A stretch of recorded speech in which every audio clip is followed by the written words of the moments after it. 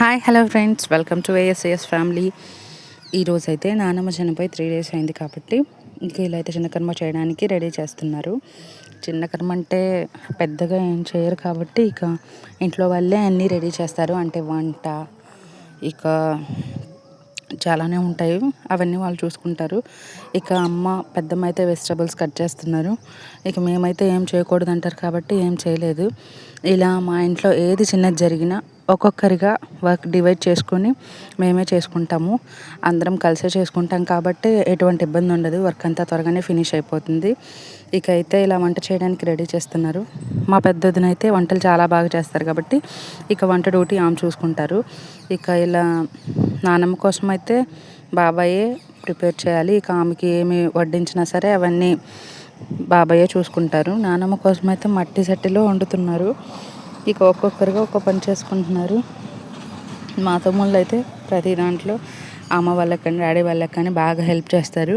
ఇక ఇద్దరు తమ్ముళ్ళు అయితే వెజిటబుల్స్ కట్ చేసుకుంటున్నారు. ఇక నాన్న అయితే మార్నింగ్ అందరికీ అలాగో టిఫిన్ చేయాలి కాబట్టి నాన్న అయితే ఉప్మా కోసం రెడీ చేశారు.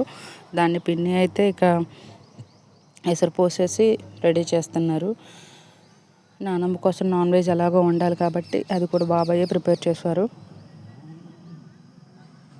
ఇలా అయితే ఇవన్నీ దాసులు అంటారు. ఇక ఆయన వచ్చి ఏదో జరగాల్సిన కార్యక్రమం అయితే చూస్తారు. దాని గురించి మనకేం తెలీదు. వంట అంతా పూర్తయిపోయి ఇక ఎవరికి వారు రెడీ అయ్యి ఆయన పిలుస్తారు. అక్కడికి వెళ్ళి అది నానమ్మ కోసం అన్నట్టు ఇక దానికైతే నమస్కారం చేసుకోమని చెప్తారు. ఇవన్నీ ఇక తమ్ముళ్ళు, బాబాయిలు, డాడీ వాళ్ళు చూసుకునేవే.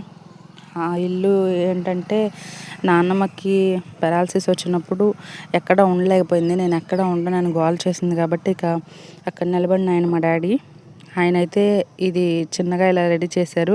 ఇలా ఏంటి అంటే మేము మిడిల్ క్లాస్ వాళ్ళం కాబట్టి పెద్దగా ఏం చేయలేము. ఇక నానే అవన్నీ కొట్టుకొచ్చి బాగా తవ్వి లోపలికి వేసాడు. ఎంత తుఫాన్ వచ్చినా ఏదొచ్చినా అంటే మొన్న మేము డెలివరీ అయినప్పుడు కూడా మొంతా తుఫాన్ వచ్చింది కదా, ఇక చాలానే వచ్చాయి గాలులు. దేనికి కూడా పడిపోలేదు, అంత స్టాండర్డ్గా ఉంది.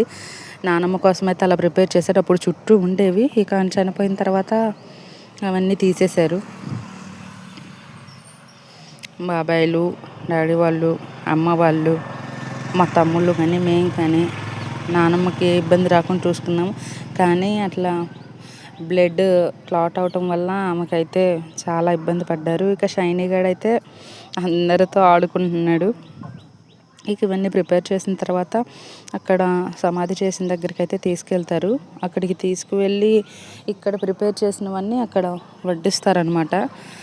ఇదేంటంటే కాకులు ముట్టిన తర్వాతే ఇక్కడ చిన్న కర్మ అయితే భోజనాలు అయితే స్టార్ట్ చేస్తారు.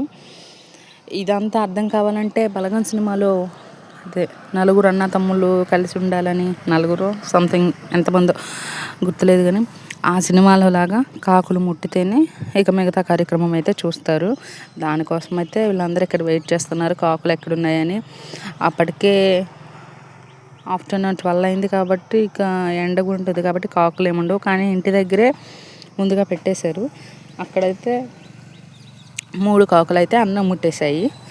వీళ్ళు ఏమనుకుంటున్నారంటే 3 అంటే మా తాతయ్య చనిపోయారు, పెదనాన్న చనిపోయారు, నానమ్మ చనిపోయారు కదా, 3 ముట్టేశారు, ఇక సరిపోయింది అనుకున్నారు. ఎందుకంటే ఇక్కడ ఎంతసేపు వెయిట్ చేసినా కానీ ఏ కాకులు అయితే రాలేదు. ఎందుకంటే చాలా ఎండగా ఉంది కాబట్టి. ఇక వీళ్ళైతే మా 4 అమ్మలు ఇక్కడే ఉన్నారు, ఇంకా ఉన్నారు, వాళ్ళైతే రాలేకపోయారు. ఎందుకంటే ఎవరి డ్యూటీస్ వాళ్ళకు ఉంటాయి కదా. అక్కడ మా నాన్న, మా అన్నయ్య, ఇటు చిన్న అన్నయ్య, ఇక తమ్ముళ్ళు, అమ్మలందరూ అయితే వచ్చేసారు. మా పెద్దమ్మ, అమ్మ, పిన్ని అందరూ అయితే ఇక్కడ ఉన్నారు. మా పెద్దమ్మలు అయితే నా డెలివరీ టైంలో ఎంత హెల్ప్ చేశారో ఎంత చెప్పుకున్నా తక్కువే.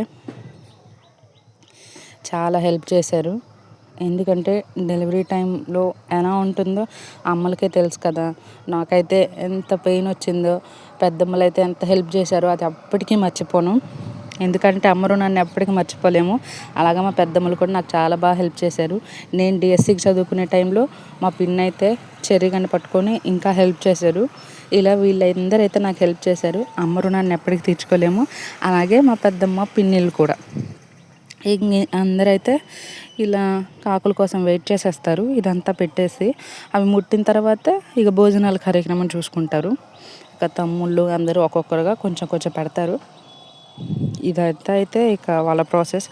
ఇక ఇంటి దగ్గర అయితే కాకులు ముట్టేసాయి కాబట్టి ఇక భోజనాలు అయితే స్టార్ట్ చేసేస్తారు. ఇక ఊర్లో వాళ్ళందరూ వస్తారు. చిన్న కర్మ కాబట్టి పెద్దగా ఏముండదు. ఇక ఇలా అయితే బఫే సిస్టమ్ పెట్టారు.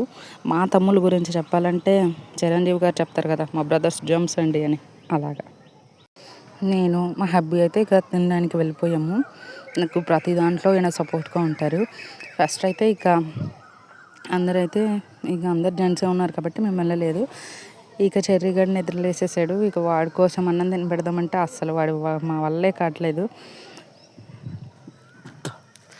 ఇలా అయితే భోజనాలు ప్రిపేర్ ఇక్కడ వడ్డించే వాళ్ళందరూ మా బ్రదర్సే. ఇక మా అక్కయ్య కూతురు, ఊళ్ళో వాళ్ళందరూ వచ్చేసారు. ఇక ఇలా జరుగుతుంది. వీళ్ళందరూ అయితే వడ్డిస్తున్నారు కదా, అందరూ తమ్ముళ్ళే, అందరూ అపరిచితుల్లో రాములు అయిపోయారు. మేమైతే ప్రేయర్కి వెళ్తాము. ఇలాంటివి మాకు తెలియదు కానీ చేయాలి కదా నాన్నమ్మ కోసం, ఇంకా దానికోసం. ఇక ఇలా అయితే అంతా పూర్తయింది. ఇక చిన్న కర్మ తర్వాత పెద్ద కర్మ చేయాలి కాబట్టి అప్పుడు పెద్దగా చేస్తారు. ఇది నార్మల్గా ఉంటుంది. ఇది 3 డేస్కి చేసేది. దాన్ని అయితే 25th డేట్ అయితే ఫిక్స్ చేశారు. అంటే 21 డేస్ అవుతుంది. నాన్నమ్మ 5th చనిపోయారు కదా, దాన్ని బేస్ చేసుకొని 21 డేస్ అంటే 25th డేట్ వచ్చింది. ఆ రోజు అయితే పెద్ద కర్మ చేయాలి అని అనుకుంటున్నారు. ఇదైతే ఇలా జరిగింది. ఇక ఆ రోజు ఎలా చేయాలి అనే దాని గురించి ఇక వీళ్ళందరూ అయితే డిస్కస్ చేసుకుంటున్నారు.